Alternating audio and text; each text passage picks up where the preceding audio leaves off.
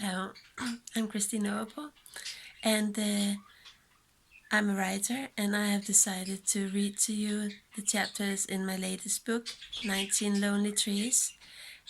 Chapter number 1 is already on YouTube, and here comes chapter number 2. Chapter number 2 is also called 19 Lonely Trees. It became very cold in the desert during the night. The sand was still warm, but the air cold. It was peculiar to sit and shook from coldness while I still felt the warm sand under my feet. I sat waiting for the spirit to come. It had not shown itself all day, and I felt a strange suck in my stomach. It was most likely the spirit's way to show me that soon we would not be meeting any longer. I thought of my journey that was almost coming to an end now. Out there, alone in the sand, under the stars, stood the last of the 19 lonely trees I had set out to visit. Elena had been very preoccupied with the thoughts of the lonely trees. I had told her about them one evening when she couldn't sleep. There were many days and nights like that, and I spent them all with her and told her all the most wonderful stories I knew of her grandparents, of her parents, of the dinosaurs, of Indians and Vikings, of pharaohs and Eskimos. I also told her the stories from the fantasy books. Every day and every night I filled with stories of all kinds. The whole world has stories to tell, and I told them all to Elena. Only that night it was as if there were no more stories to tell. Elena was almost transparent, even if I had filled almost every single word I knew and all the stories I knew into her. She lay there, transparent, in her far too big, snow-white bed, looking at me with big eyes. I shook my head and looked sorrowfully at her. I do not have more stories, Elena, I said. I do not think there are more stories in the whole world. I felt I was about to cry. But what even is a story? Elena said. I thought of it for a while. A story, I said. The good stories, anyway. Those that are being passed on to others are something all can be part of. We become part of one another's good stories when we pass them on. And a story being passed on becomes sort of part of a family. A family that might be widespread all over the world if it is a really good story. Elena said, I can't stop thinking.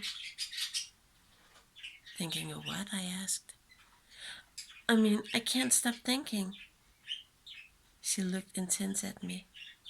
About anything, everything. One cannot turn out thoughts, can one?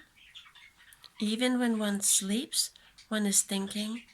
Then it is just called dreams, but one is always thinking. I nodded my head. I had told the story so she wouldn't have to think her own sad thoughts too much, and so that I would not have to think my own sad thoughts. Perhaps I had meant I could take her thoughts out of her head and replace them with stories instead. You're right, I said. The thoughts keeps coming, even if you try to turn them off. Do trees think? I was about to say no, but then I remembered that some scientists actually believe trees can think too, communicate with each other at least, and if one is communicating, one has a purpose, a thought for doing it, right? Perhaps. Perhaps trees can actually think too. I don't know. Elena nodded happily. So, if trees can think, they can make stories too. I was not completely certain of that, but Elena was very firm stuck to it.